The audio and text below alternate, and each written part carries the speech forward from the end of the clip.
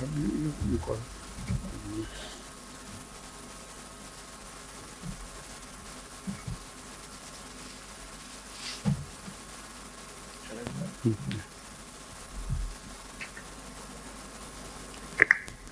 Good morning. It's a Sunday morning, last day. So several factors for the cause of the thin attendance. But there is an exciting program which is ahead of us. The Dr. Ramya, so if you see the list, Ramya is not there to have an introduction overview. So we will go directly to the grand round of the COVID and rheumatism. This session is a theme, real life challenges, microbes and rheumatism. Shall I call Dr. Pooja Srivatsava from Lucknow, please?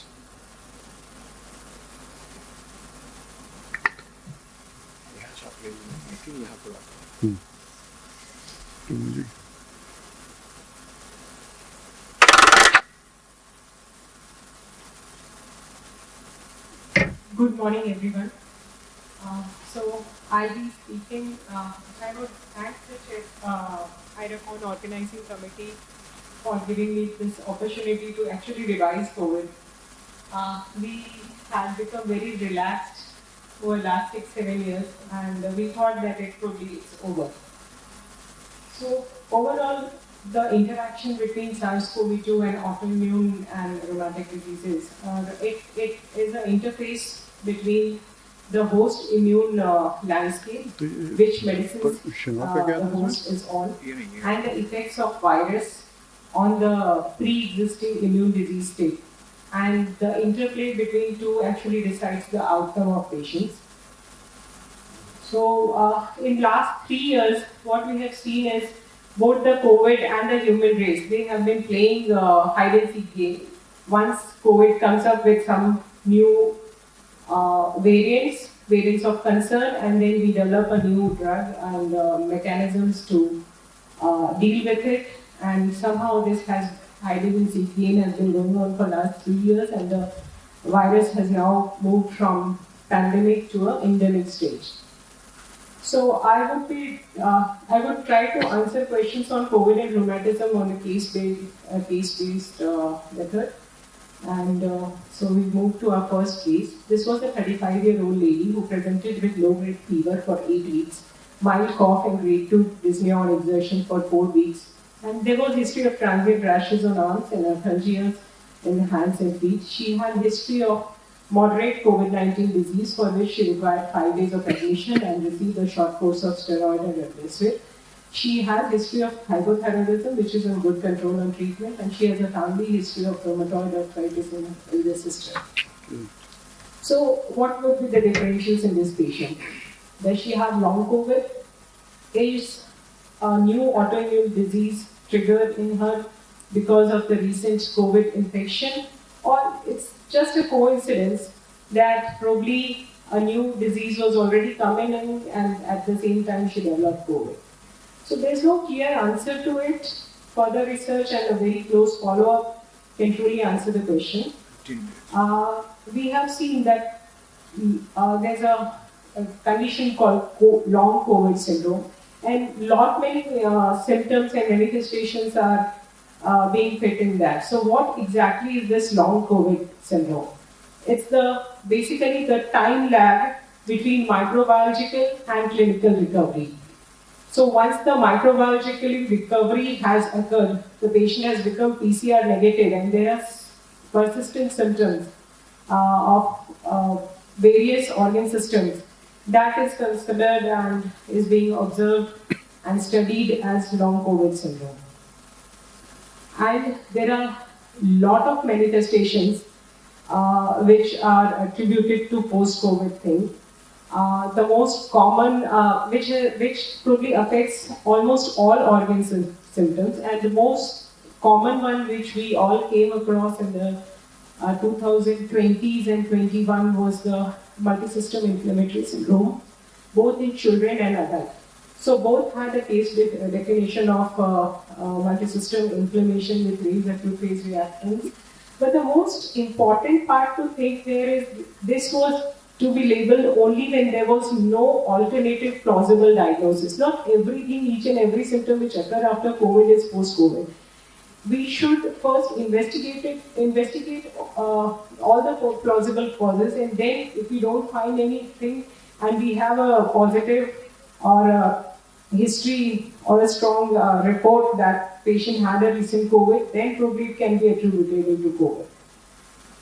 So most traumatic manifestations after COVID which we see is articular symptoms which range from arthralgia, acute arthritis or chronic arthritis, lymphocytis, myalgias, some drug-induced like favipiravir-induced hyperuricemia, and these things they have been reported from the tune of 2.5 to 31%. There was worsening of baseline diseases was noted. Few reports of new diseases triggered with the COVID was also reported. But the good points are that most of these symptoms were transient and resolved with short-term steroids or NSAIDs. Few required methotrexate, DMARDs or other immunomodulatory drugs.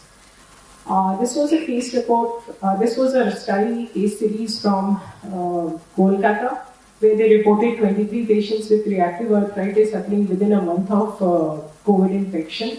Knee was the most affected joint. They couldn't do B27 and SI joint imaging in all the patients, but 2 out of 3 had B27 positive. Most responded to short-term steroid. Only 3 require steroid and NSAIDs, only 3 require methotrexate. So again, here also a direct positive role could not be established. Now, reports on myositis. Our patients could have this also. So both, it could be either virus-induced muscle damage or virus-triggered autoimmunity. Varied presentations have been seen from mild presentation to only paraspinal muscle affection to polymyositis, dermatomyositis, and rhabdomyolysis. The ethopathogenesis can virus-mediated muscle damage entry via the ACE2 receptor, or it could be just the immune trigger with the COVID infection. A stark similarity has been seen between MDA5 positive myositis and COVID-19, and it is now being considered that probably COVID-19 could serve as a human model for anti-MDA5 IIM. The similarities are acute interstitial pneumonia, vasculopathy, thrombosis, cytokine storm, fever, and hyperferritemia, pneumomediastinum, which was very commonly, specifically seen in COVID-19, and the ILD pattern, bilateral posterior and peripheral ground glass opacities. So the MDA5 could serve as a common link for the etiopathogenesis. It's an intracellular cytoplasmic viral RNA detector which triggers interferon response. Then coagulopathy. We all understand that COVID was a prothrombotic disorder, and DVT, PT, acute coronary syndrome, CV strokes, and DIC have been reported, and autopsy findings have also shown microthrombosis in multiple organs. In severe diseases, COVID-19 can be compared with catastrophic EPS syndromes also. But the mechanism of coagulopathy in COVID is multifactorial. It could be thrombotic microangiopathy, sepsis, or inflammatory syndrome related DIC, antiphospholipid syndrome, or just progression towards HLH mass. Regarding antiphospholipid manifestations, all the 3 antibodies have been reported. Lupus antibody from 3 to 92%, non-criteria IgA beta to GPI from 0 to 37%, and anticardiolipin from 0 to 30%.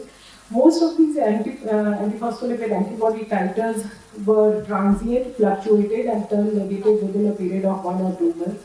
They were not associated with clinical thrombosis. Patients with pre-existing COVID, some flares were reported. But like any other infection-associated antiphospholipid, the COVID-related antiphospholipid was also transient and improved. This was a study from Italy where 150 healthcare workers, once vaccinated, were followed up for up to 12 years, and there they were studied for antiphospholipid antibodies, ANAs, antithyroid antibodies, and antibodies against human proteome. And some sporadic positivity was seen, but all the subjects who resulted positive of these antibodies remained asymptomatic during the study period. So we can conclude that vaccine also doesn't trigger antiphospholipid antibody production. Now coming on to our second case, the routine garden variety patients coming to OPD. This was a psoriatic arthritis. So first patient, what happened to her? The first patient, 35-year-old lady with joint pains, little rashes, and thin. She finally turned out to be a myopathic MDA5 positive myositis. Her main presenting the symptom which is driving the treatment is the interstitial lung disease and a bit of arthalgia. She's doing good on mycophenolate 2 grams per day and steroids have been taken to 5 milligrams and she's under follow-up. The second case is a psoriatic arthritis patient who is currently having a low disease activity on combination DMARS. He has received 2 doses of adenoviral vector vaccine, the Covishield. The last dose was in July 21. He has seen these reports yesterday night on the news and social media. China is imposing fresh COVID curbs. Big Omicron spike is there. Japan is reporting cases more than 1 lakh per day. And the China COVID numbers are almost comparable to the previous wave. Probably it's rising. And there's a talk about a new variant. So his queries are, he has an international travel to do in the next 2 weeks. He has come to consult with these queries. What is my risk of developing a new COVID infection? What should be done if a new COVID develops? What should I do? What is the efficacy and safety of the vaccine and should I be taking a new COVID booster? And what is the likelihood of post-COVID disease flare?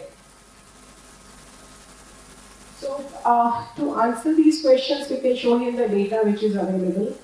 This was the Indian data from March 2020 to December 2020, multi-center data collected across the country, and they found that at that time the policy was to admit everyone.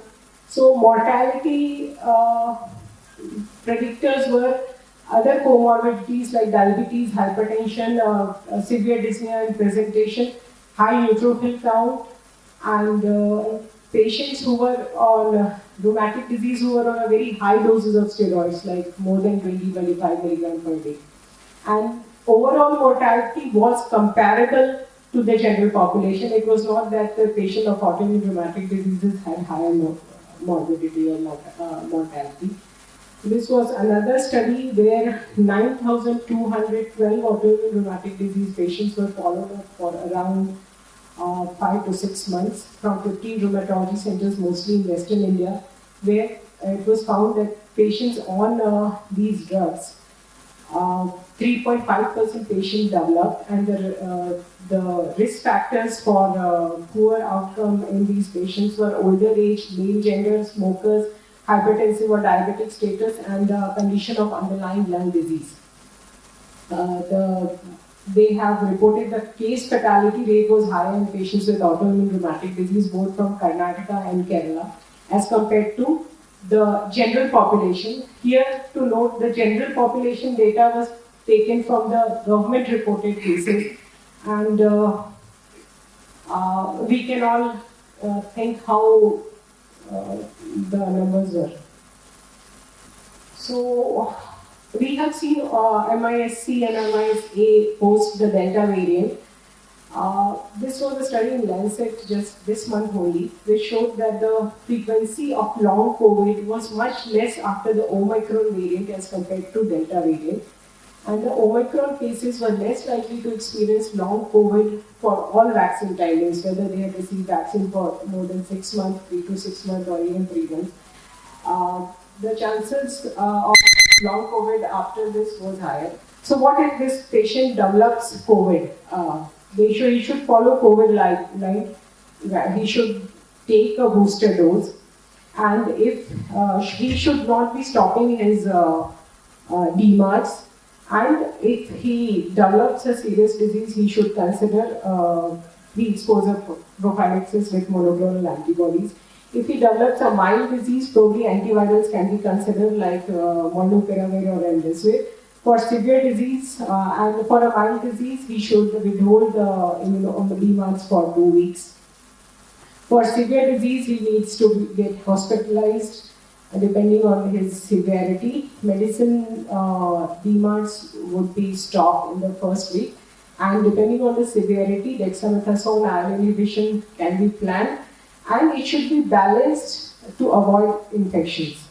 Vaccine-induced immune responses and his baseline drugs. So this we have been following for last 2-3 years. The drug which is to be avoided, which affects both the B and T cell response, is rituximab. The drugs which can modulate little bit is methotrexate, mycophenolate, and JAK inhibitors. The TNF blockers, IL-17 blockers, IL-12 and 23 blockers, they don't have much effect on vaccine, and their dosing should not be adjusted. They require no change prior to booster vaccination.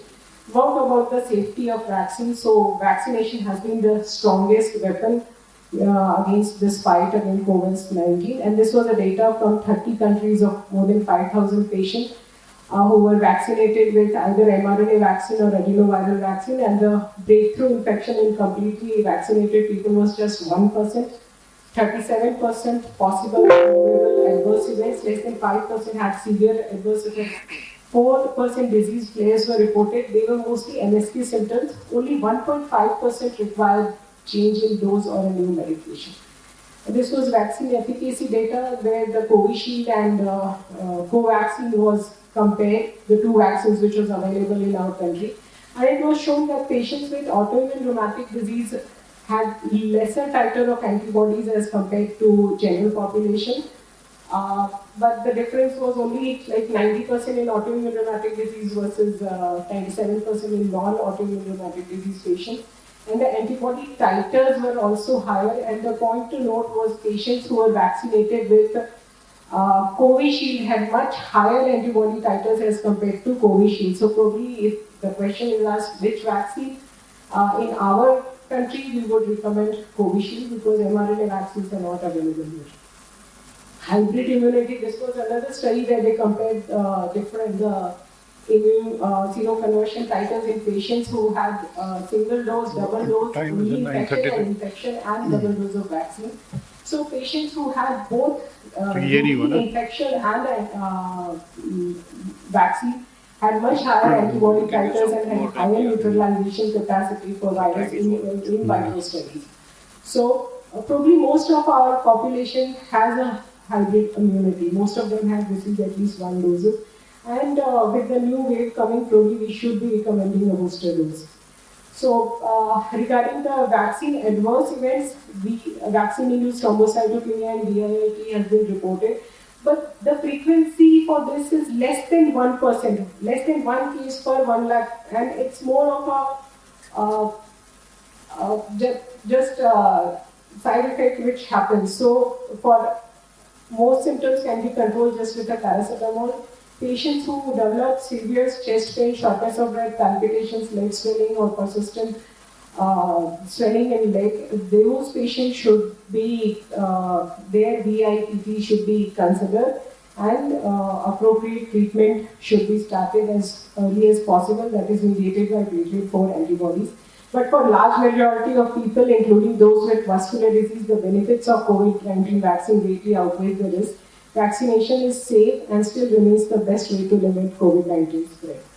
So final answers to the patient would be most traumatic symptoms are transient, short-lived and self-resolving. Risk and outcome of COVID-19 is almost comparable in patients with autoimmune rheumatic disease, except those who are on a very high doses of steroids or those whose baseline disease status is bad and has organ dysfunction. Vaccines should be encouraged. Vaccines are safe and efficacious, and a booster dose is recommended in patients with autoimmune rheumatic diseases. Risk of disease flares is very low and is easily manageable. So what we have in future. Will COVID end in 2022? Very unlikely. It has moved from pandemic to endemic. We have to live with this, and overall functioning of the community will depend on the community immunity index. So we should all press for vaccination. And the virus is also very smart. It will play with immune evading new variants. So the next year will decide if the virus mutates to a Delta clone, that is infectiousness of Omicron with severity of Delta, or it mutates to a milder Cron. That is infectiousness of Beta or Gamma variant and with severity of Omicron. So for now we stand as bystanders and the battle is totally not over. We will see a lot more with this virus. Thank you. Thank you, Pooja, for the nice lecture, and your grand round was very nice. And I mean, there are a lot of questions which comes to the mind, and we will take it later on. Thank you. Now I will invite Dr. Ingrid Lundberg from Sweden for her expert comment and final verdict. She will give us light what to do in COVID.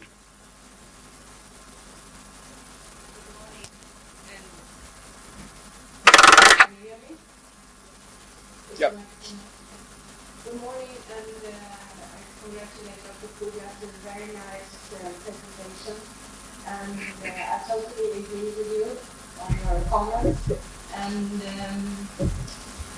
what I think we as from the rheumatology community should be aware of is the risk of our drugs that we use, in particular rituximab, which has come out in the large registry study, among others from Sweden, where we, I think we need to be aware of the low effect, the low antibody response after vaccination in patients with rituximab. And I heard the debate yesterday between cyclophosphamide or rituximab, and I think that is very relevant in this context. And we should be careful in how we select the patients for rituximab, and also how we organize the timing between the rituximab infusion, because in some patients it's really the drug of choice, and how we can improve the result of the vaccine, how long we wait between the infusions and the vaccination. I just prepared a few slides, and because I was not aware of that I should discuss this, but my main comment is what I have said. And what I think is also relevant for the first case that you presented with that turned out to have developed MDA5 positive dermatomyositis. And as Dr. Pooja already presented, the muscle injury is very common in patients with viral infections, including COVID, both with pain, weakness, and even rhabdomyolysis. And then the question is if you can also develop an autoimmune disease after this infection. And I think we all hear about patients like the one you presented that have developed an autoimmune disease, including dermatomyositis, sometime after the infection. And I now searched PubMed for cases, and I found in total 13 reported cases with dermatomyositis of COVID. And they had various presentations. ID was present in half of them, and they have various autoantibodies. But I think the most important message here, like with your case, is that the outcome was favorable in most cases, which is maybe different from where we don't have as we believe an underlying infection now. But it's very unclear if they are at all associated with the infection of COVID, or it's just by coincidence. And then also the question whether you develop autoantibodies after the COVID vaccination. And here there are again very conflicting data, and I think it's important that we compare to the population and also what Dr. Pooja presented and follow up what happens with these autoantibodies, because it's quite common to develop autoantibodies after infections. And I just here present to you there was one report from China, this one, where they tested for autoantibodies, including the anti-MDA5, in hospitalized patients with COVID-19, and they reported that 48% of their patients in the hospital actually had MDA5 positive, were MDA5 positive, and those patients had a more severe prognosis.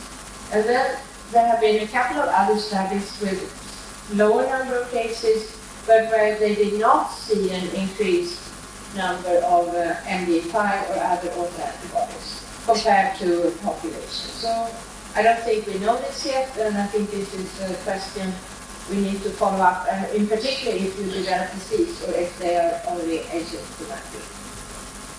The other question is whether the vaccine induces autoimmune disease. And then there are a couple of reports in relation to myositis.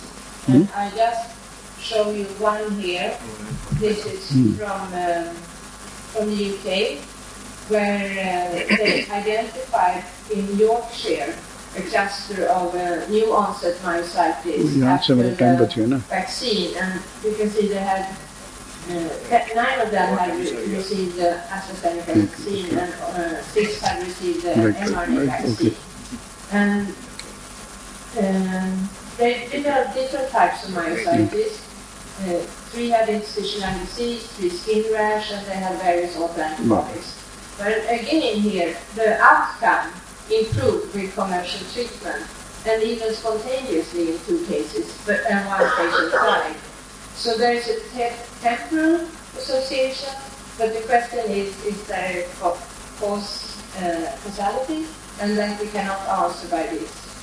So concerning the relation between COVID-19 and myositis, I think we can conclude that muscle symptoms are frequent in patients with COVID-19 infection, but unclear if COVID induces or it could be a risk factor for myositis. And the autoantibodies associated with myositis do not seem to be more frequent after a COVID infection, but conflicting data. And regarding the relation to vaccination, I think we don't have the answer yet. And I do agree with Dr. Puja that we should really encourage our patients and their families and the population to be vaccinated, because I think that's the best we can do now, and in particular to protect those that have a severe underlying disease, like kidney disease, which is a risk factor for severe lupus, or interstitial lung disease. And again, the MD5, as Dr. Puja mentioned, the similarities between the MD5 associated DM and SARS-CoV, if this could be used as a model, and I think that needs to be explored. So those were my comments. I have to stop there. Thank you. Thank you. Thank you, ma'am. Now I invite Selva Kumar from Chennai. He will talk about Balamina, Selva Kumar from Chennai. He will talk about HPV vaccination for RMD patients.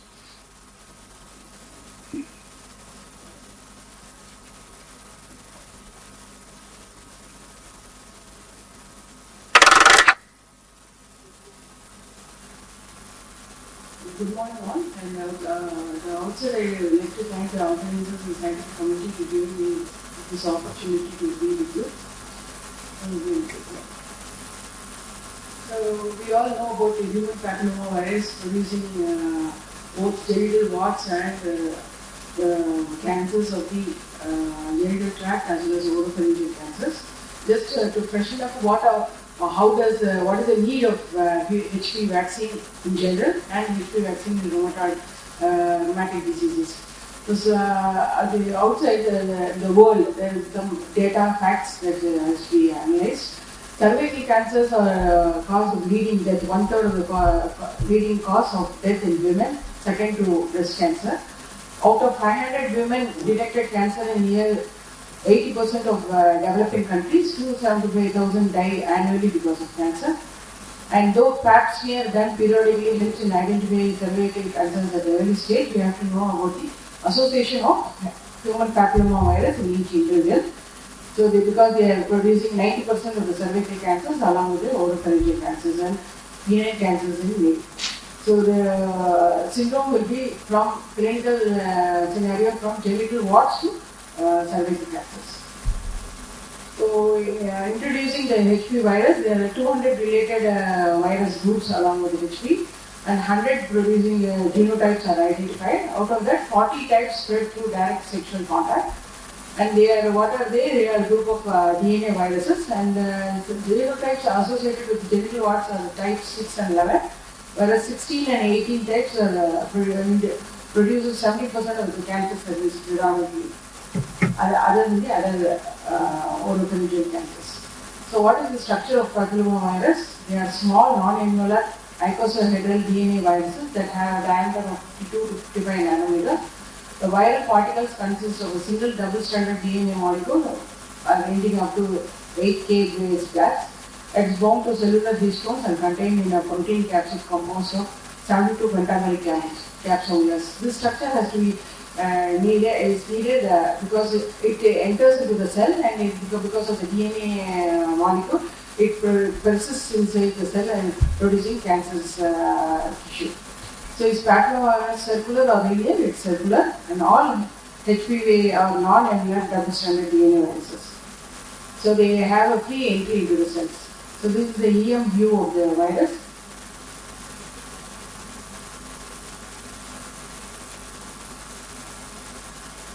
And what are the stages of human papillomavirus cancer stage? Can be divided as 1, 2, and 3. The first is in pre-cancers or carcinoma in situ condition. And the second will be because of the persistence of HPV virus and causing overt cervical cancers. And third will be the spread of the cancer cervix, spread away from the cervix and into the surrounding tissues in the pelvis, may or may not have spread into the pelvic lymph nodes. It might have grown down into the lower part of the vagina and muscles and ligaments in the extended state, into the pelvic wall. So how long it takes for the change can be from a few years to 20 years maximum. And that's why the need for the vaccine in the second before the second decade or in the adolescent period. What can you do to protect yourself from cervical cancer? So HPV is spread through sexual contact, and they have found that in US population, 47% of sexual contact occurs in high school children, and about 6% even below 13 years. So to protect yourself from this, they are giving barrier method, and other than that, we have to vaccinate these children. So evaluation of HPV virus effect is just genital warts, how they present, flat, raised, single cauliflower clusters. This to identify the clinical scenario. And genital warts usually appear as small bumps. They can also extend into the surrounding tissues and skin also. If you get a Pap test alone every 3 years and HPV test alone every 5 years, or a combined Pap and HPV test every 5 years, you can identify the individual and the need for the HPV vaccine. So to detect cervical cancer at the earliest stage, see your doctor for a regular Pap test beginning at the age 21. This is invoked throughout the world, and seek prompt medical attention if you notice any symptoms of cancer cervix, and like vaginal bleeding after sex, between periods or after menopause, and vague dull pelvic pain. So these are the things. The course of HPV infection. So there is no evidence that HPV has triggers like herpes. So in the follow-up of HPV, but they can be silent, or they can because of the human immunity they can fade away. But they can persist in certain individuals genetically to preformed, or whether they are immunocompromised and go for persistence of the infection into the cancer stage. So treatment is multiple available for the genital warts. So the mycelial extract they are given as an oral preparation up to 500 milligrams up to 3 grams. They are given in many trials. They are found to be useful in reducing genital warts. So follow-up, as I told earlier, most cases 9 out of 10 HPV goes away on its own within 2 years without health problems. But when HPV doesn't go away, it can cause health problems from genital warts to cancer. So there are few studies in adults and few studies in children which concluded that there is a need of HPV vaccine in the adolescents. So this background, human papillomavirus infection has contributed to an increased incidence of squamous cell carcinoma of the head and neck, and this study contributes to the etiology of this head and neck tumors. And another study where here the rheumatic diseases with the AIRD they have done. Patients with rheumatological diseases are more prone to infectious diseases, possibly due to both disease-related immune disruption and chronic inflammation, and immunosuppressive agents used in the treatment of rheumatological diseases. In this context, we aim to evaluate the prevalence of high-risk human papillomavirus infection and cervical cytological abnormalities in Turkish female patients with RDs and compare them with healthy controls. 362 sexually active patients with RDs followed up between January 14 to January 21, June 21 were included in this cross-section study. Patients with RDs are classified as autoimmune and non-autoimmune groups according to seropositivity, and data of 883 age health controls were used for comparison. So the data was assimilated. The RTG group and health control group were similar in the terms of mean age, BMI and rate of smokers. Cytological evaluation was carried out in 362 patients with RDs, 161 autoimmune and 201 non-autoimmune, and in all 883 health controls. So they have found that HPV test was applied in 286 with RDs and 776. 16 patients with RDs and 58 patients of health controls had cervical cytological abnormality. Of the health controls had high-risk HPV. The prevalence of cervical cytological abnormalities and high-risk HPV infection rate were similar between the patient controls and health controls. So conclusion, it was determined that chronic systemic inflammation, which plays a role in pathogenesis of rheumatological diseases and immunosuppressive agents used in the treatment, did not increase the prevalence of high-risk HPV infection and cervical cytological abnormalities. Another observation studies using traditional factors summarized that the body's ability to clear an infection by the cancer-causing HPV may be largely due to unpredictable division patterns in HPV-infected stem cells rather than the strength of person's immune response as previously thought. So this is another article which depicts that in juvenile autoimmune rheumatic diseases. This article, immunogenicity and safety of protein vaccines in children and adolescents with rheumatic diseases on immunosuppressive treatment. This was a systematic review on many of the juvenile autoimmune rheumatic diseases. They mainly dealt with three studies. Grain et al. Here we talk about 42 juvenile JDM, that is dermatomyositis, on steroids, drugs, immunosuppressants, and healthy controls are 35. They had used Gardasil 1 month, and there was no difference in seroprotection rate in HPV in 16-18 genotypes among health control JDM. After 6 months also, there was no difference in seroprotective rate for difference in treatment and also treatment. That is, though they used immunosuppressants, and seroprotective rate in JDM was 94% at the end of 6 months.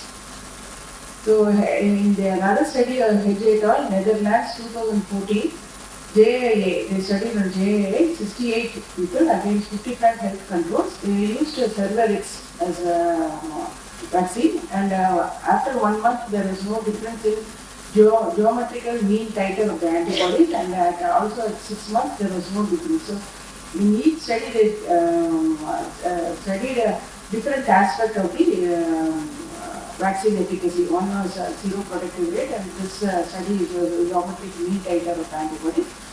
And in one JAA did not reach even at the end of 6 months also the seroprotective rate. And another study in Netherlands in 2013, they included many of the JARDs, JDM, SLE, and 49 health controls. They used Cervarix as 0, 1, and 6 months. They show that lower GMT among the JRD and 1 JDM after the end of the 3 doses did not seroconvert, and also there was a worsening of the disease activity. So this, the other 3 slides what I am projecting is just a description of each of these studies. So need to develop a vaccine. So they started from 2003. The study was published wherein initial participants who were HPV negative after the end of the 5 years of study, 60% turned to be positive. And in 2006, seeing this, Merck company introduced Gardasil vaccine protective against 6, 11, 16 and 18 genotypes. And in 2009, GlaxoSmithKline introduced Cervarix, which is against the 16 and 18 genotypes. And both vaccines are found to be protective in 95 to 99%. And in 2006, the federal government recommended the age group of 11 to 12 years, the pre-adolescent age group, to be vaccinated. And subsequently, in ACIP, the advisory committee also recommended this age group for vulnerability and recommended the vaccine. And the second dose, 0 and first dose will be within 1 month duration, and the third dose will be in 6 months. The third dose can be shifted to 13 to 26 years. And in 2007, they found that an observation was 25% of 13 to 17 years women in the US had at least 1 dose because they started vaccination in 2006. And in 2011, what they found was 53% of females had at least 1 dose. And even boys started, because of recommendation in the boys, they started giving between 11 to 13 years. So these are the committees which are recommending for this HPV vaccine in adults. And as we see that there are 3 types of vaccines, Gardasil and plain Gardasil and Cervarix and Gardasil 9. So these are the age groups in which it is given. Pregnancy state vaccination has not proven to be deleterious for fetus, but vaccine can be avoided. And immunocompromised status, we have to give 3 vaccines, 3 doses of this vaccine.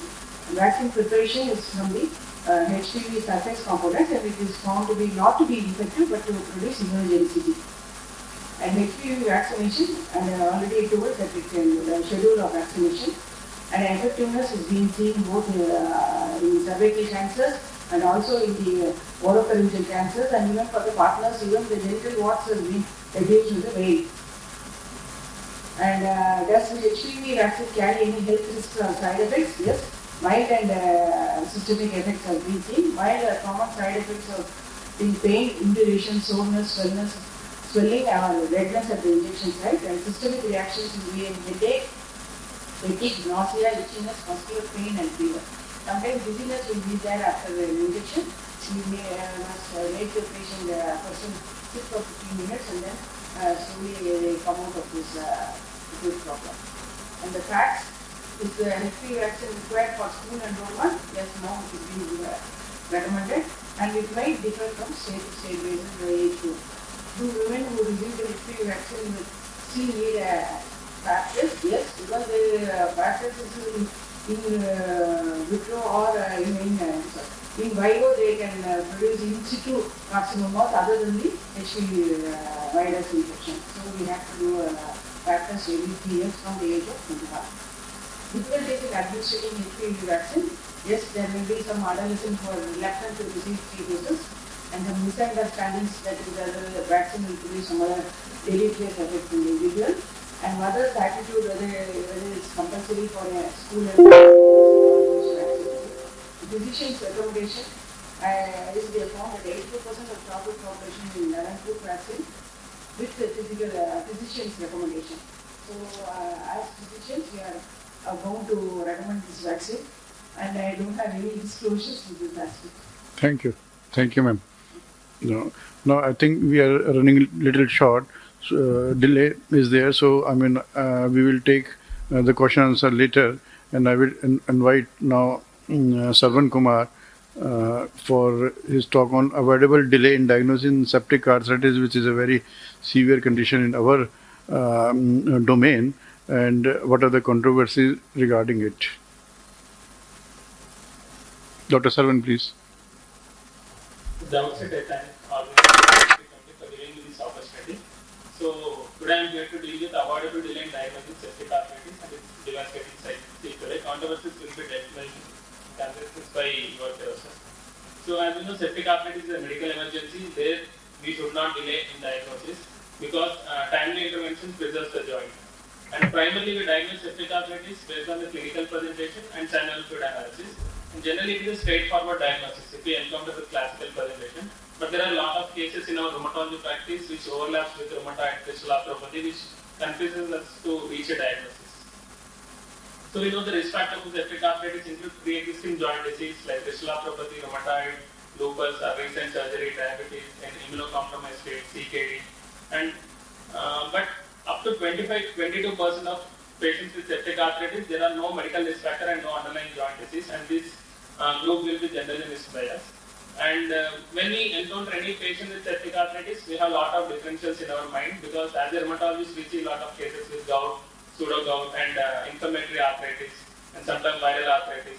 And orthopedicians may encounter some tumors or other osteomyelitis, which confuses us to reaching a early diagnosis of septic arthritis. So, if we see any classical case with red hot joint and with fever and chills, it is straight away diagnosis. And the knee is the common site, and if you see any septic knee arthritis, we straight away diagnosis. But we tend to miss cases where other joints are involved. Like it is generally more common in pediatric group, and other joints like ankle, elbow, which we tend to confuse with inflammatory arthritis. These are seen in almost less than 10% cases of septic arthritis. So, what parameters also delay for diagnosis? This heightened fever is present only in up to 60% of cases. 40% of cases will encounter with only low-grade fever, and chills and rigors, which we classically teach as a sign of infection, is seen in less than 25% of cases. And sometimes joint pain is also blunted in immunocompromised patient. And one more important thing is polyarticular septic arthritis, which is seen in almost 10 to 20% of cases, and this is predominantly noted in patients with gonococcal arthritis and immunosuppressive patients and diabetes and HIV. So other special situations like septic arthritis of cartilaginous joint like pubic symphysis and sternoclavicular joint, which is commonly encountered in patients with IV drug abusers. And for this diagnosis, we generally need CT or MRI, both for diagnosis and assessing the complications. And one more is tubercular arthritis, which follows the indolent course, and sometimes it may take a year to diagnose. And brucella involvement of SH joint confuses with ankylosing spondylitis. So another aspect is concomitant septic and crystal arthritis, though coexistence is very rare. And there were reports that almost less than 5% of samples with septic arthritis are showing crystals. This can be explained by altered synovial fluid pH because of infection that leads to decreased urate solubility, and also shedding of crystals by infected synovium will also lead to presence of crystals in the septic joint. So, presence of crystals in synovial fluid is not sufficient to rule out bacterial invasion. So, I want to make a statement that all patients with apparent gout joint or crystal arthropathy should also undergo gram staining and culture to exclude concomitant septic arthritis. Coming to the lab diagnosis, gram stain and culture we do for diagnosing septic arthritis, but high variability and sensitivity issues will delay the diagnosis, and also overlapping features with the crystal arthropathy and rheumatoid confuses us to reach the diagnosis. And blood culture is positive in almost 9 to 36% of cases of septic arthritis, and sometimes it is the only test which gives us clue to diagnose septic arthritis. The synovial WBC, fluid WBC count, if it is greater than 50,000, we take it as cutoff for septic arthritis. But the main problem is even crystal arthropathy cases, we can see synovial fluid count, WBC count of greater than 50,000. And almost some patients we encounter with low WBC count, and in one study they quoted up to 1/3 patients they have synovial fluid WBC less than 50,000. These are generally encountered in patients with disseminated gonococcal disease or leukopenia or immunocompromised patient. And even in joint replacement, even the cells of 1100 we should consider it as septic arthritis. And gram stain, which we commonly do in our practice to diagnose septic arthritis, it has very low sensitivity of around 29 to 52%. Gram plus 2 cases have a little more higher sensitivity, 71%. And synovial fluid culture is positive only in 40 to 70% of cases. And generally we get the report after 72 hours. So that is a time-consuming procedure. And when we think of culturing, so what is the ideal media? Whether it is solid media, blood culture, body, they say that solid media will miss almost 20% of cases of septic arthritis. And if we inoculate these blood into the blood culture bottles, where they will show higher end of pathogens and fewer contaminants. And negative culture on the synovial fluid can be explained by giving antibiotics prior to synovial fluid analysis, and sometimes small number of bacteria with the brisk neutrophilic phagocytosis will show negative culture, and inadequately sample was plated, or if we are encountering any pathogens which has fastidious requirements. And serum inflammatory markers, leukocytosis is seen in only 50 to 60% of cases. Though ESR and CRP has very high sensitivity, it has poor specificity to identify septic arthritis, because these can be elevated even in patients with inflammatory arthritis and crystal arthropathies. And there was a study in pediatric group where they said CRP of more than 20 we can straight away consider septic arthritis, because high CRP indicates more of infection related. And to conclude on this, we can say these are better negative predictors. If they are low, we can rule out septic arthritis than a positive predictor. In the synovial glucose and protein have failed to show any diagnostic utility, and there are recent analyses studying on various biomarkers like delta neutrophil index, calprotectin levels, and lot of things are going on, which I will be telling in the next slide. And CD64, they identified it as one of the good marker in distinguishing septic arthritis with area under curve of 0.8, and even synovial TNF was studied, and research showed sensitivity of 95% in diagnosing septic arthritis. And serum procalcitonin, which we commonly do in sepsis patients, but even in septic arthritis group, the serum procalcitonin was higher. With cutoff of 0.5, the sensitivity was around 59% and specificity of 86%. And one group has studied even synovial procalcitonin, which was higher in septic arthritis when compared to inflammatory arthritis group. But the sensitivity here it is very low, but specificity is very high, 96%.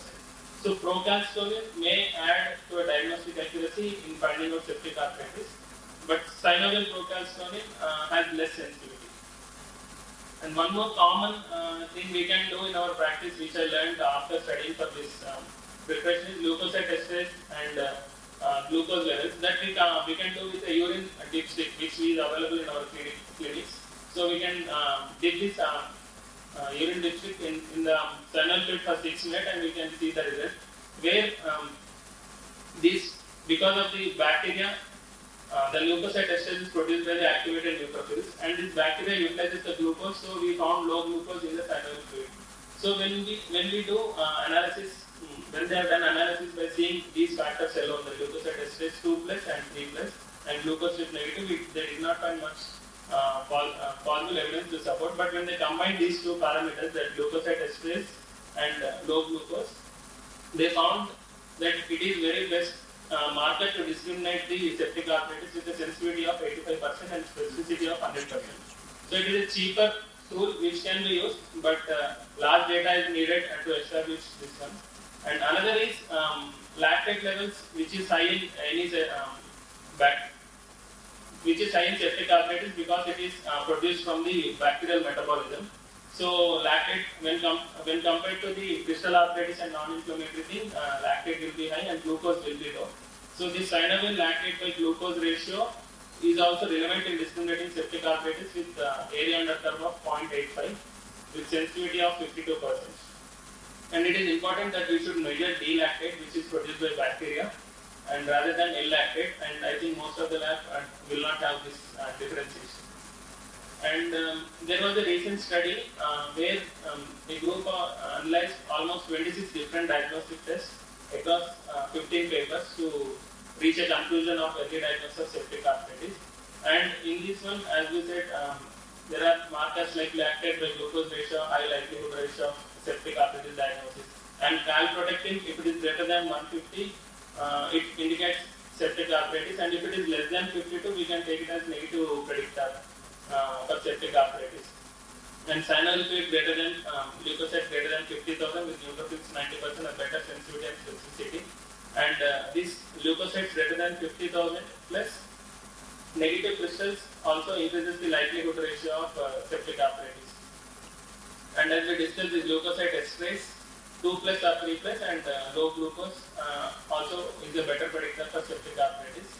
And this is one study where they studied almost all inflammatory markers like WBC greater than 50,000 and CRP greater than 80, high ESR, TNF, that is synovial fluid TNF greater than 10, and serum procalcitonin, synovial fluid procalcitonin, they were discriminating septic versus non-septic inflammatory arthritis.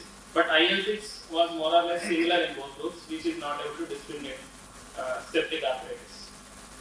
So after this study, they concluded that almost 3 diagnostic tests have reached greater than 80% sensitivity and specificity that include synovial fluid leukocyte count greater than 50,000 and neutrophils greater than 90%, and other thing which I explained, leukocyte esterase, which you measure on the urine history. And so they proposed a flow chart. So if you encounter any tender and swollen joint, if the cell count is greater than 1 lakh, you can straight away diagnose it as septic arthritis.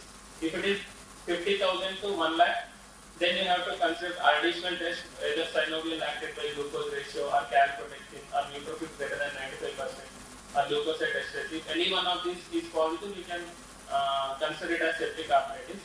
And whenever you encounter cell count of less than 50,000, and if you have synovial fluid TNF less than 10 or procalcitonin less than 0.5 or synovial calprotectin is less than 52 and neutrophil count less than 15, we can rule out septic arthritis. And another is pre-sepsin, which they studied to differentiate between crystal arthritis and septic arthritis, where they found that synovial fluid pre-sepsin is much elevated in septic arthritis. Even in the blood, pre-sepsin is also elevated. And the area under curve for synovial fluid pre-sepsin was 0.93 with sensitivity of 85. So pre-sepsin is a marker which can be used in differentiating septic arthritis versus crystal arthritis. So there was another study where, as a clinician, we tend to avoid lavage and we delay the lavage. So there was a study where they studied the duration of time of onset of lavage was calculated. At T1 group, they less than 6 hours. Then lavage done in 6 to 12 hours is T2 group, and lavage done in 12 to 24 hours is T3 group, and greater than 24 hours is T4 group. So in this study, there was no statistical difference even if we delay the lavage in both mortality or ICU admission. And they stated that almost 48 hours delay in arthroscopic lavage will not increase the risk of mortality. So understanding this, we know the devastating complications if we don't treat, like the patient may suffer osteomyelitis, mortality, secondary sepsis, and secondary osteoarthritis, avian, osteonecrosis, muscle atrophy, and these are all complications if we delay the diagnosis of septic arthritis. And there was a multiple tools are available over the net to identify septic arthritis. This is one of them, is multivariable assessment tool, where they identified by conducting the univariate analysis, and they identified some predictors, and by doing multivariate regression analysis, they formulated a calculator that these are the pre-aspirate factors which we have to consider, and if there is positive, we have to take it, and this is a computer-based tool.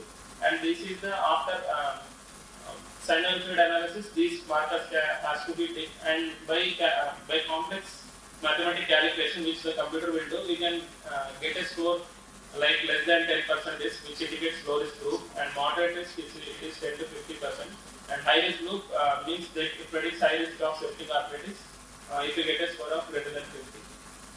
So concluding my session, currently synovial WBC and the percentage of neutrophil is the most reliable diagnostic test which can be get rapidly to identify septic arthritis. And heterogeneity of these diagnostic tests and varying population tests included in the study makes it difficult to create generalizable uniform conclusions. And biomarkers should always be evaluated in context of careful clinical and microbiological assessments. Thank you. Thank you. Thank you. Now I invite Dr. URK for his comments on septic arthritis.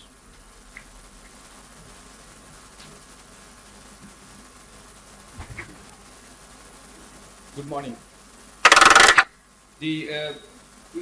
Dr. Shravan has dealt very well about the problems of delay and how we can probably diagnose the septic arthritis.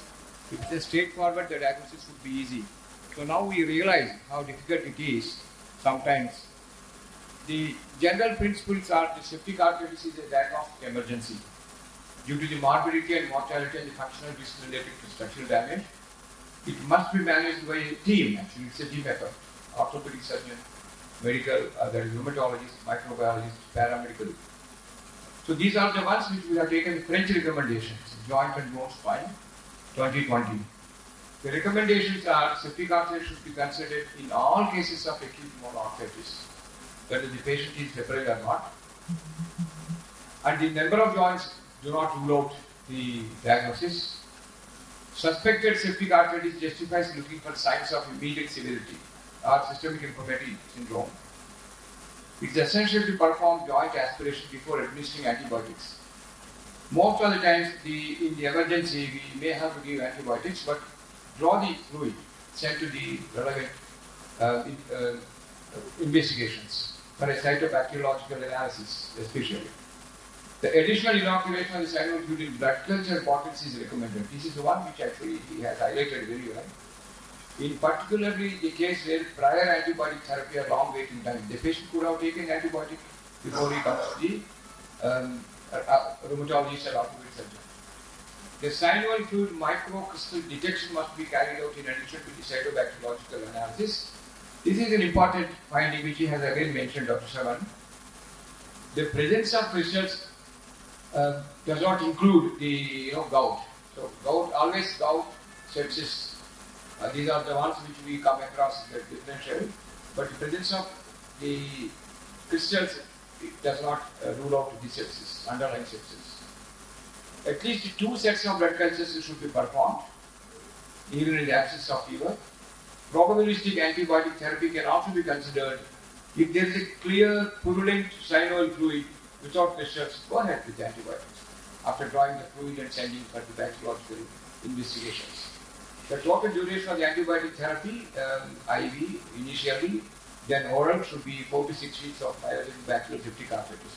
In fact, we have a chapter for the postgraduates and general practitioners.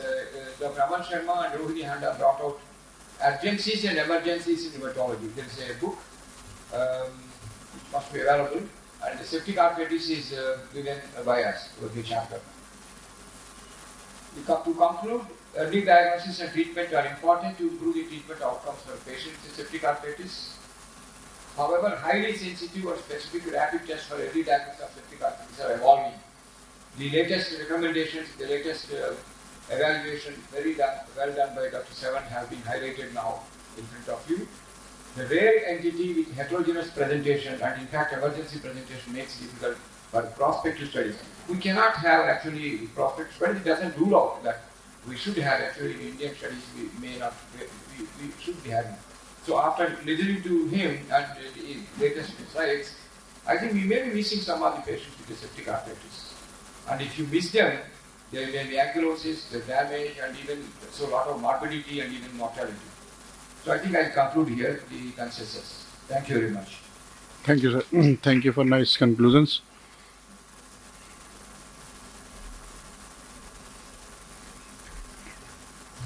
Now, should we invite for question answers? Question answers? Though the time is up, I think no lectures will not be complete unless we have some question and answers, please. So from the audience, you can direct question to any one of the speakers. Yes, please. Identify yourself and.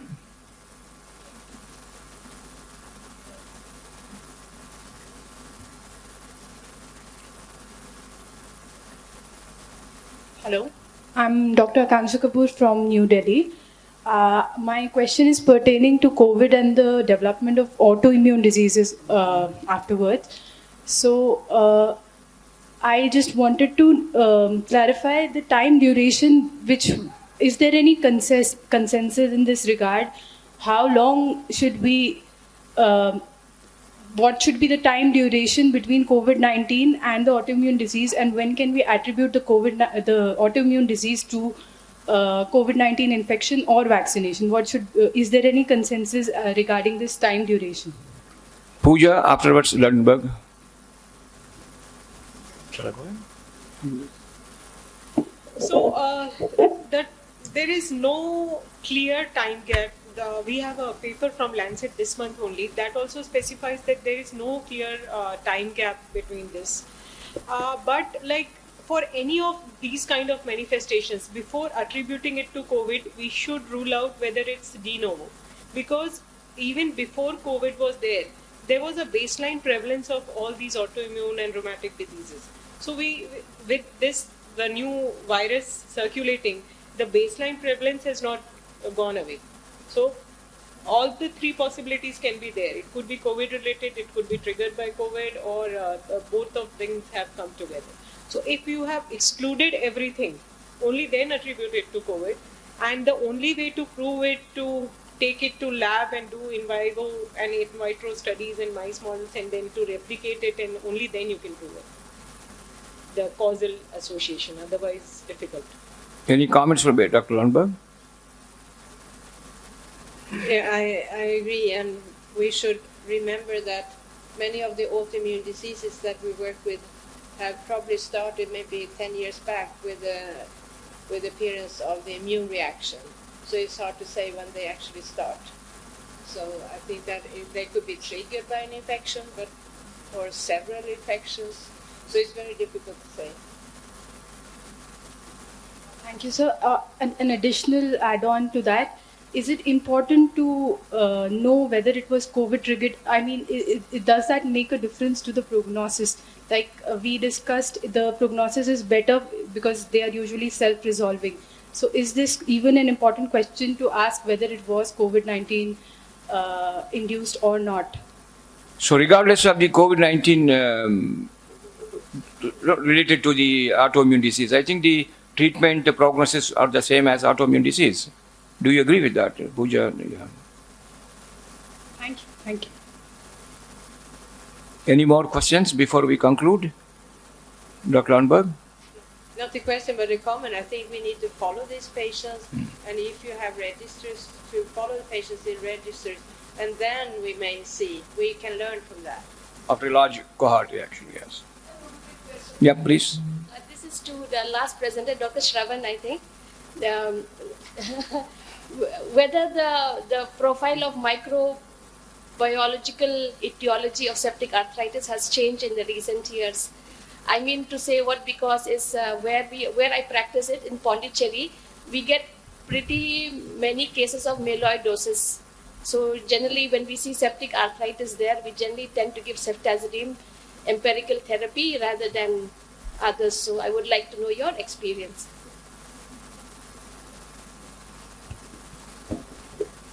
The commonest organism and the antibiotic you choose. As far as Indian data is not available, but Western literature, everything it says Staphylococcus is the most common, followed by Streptococcus, followed by gram-negative bacteria.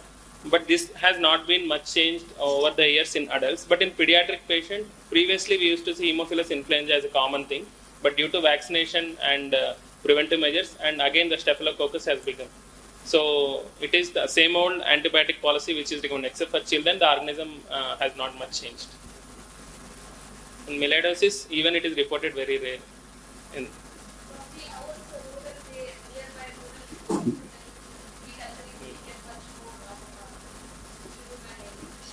pseudo. Thank you. You will conclude? Yeah. We shall conclude here and then invite the organizing member to take over, please. Thank you. Thank you very much.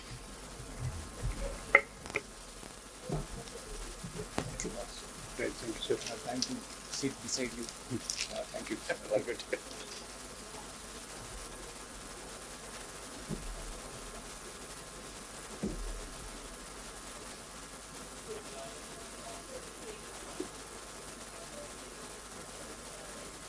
Good morning.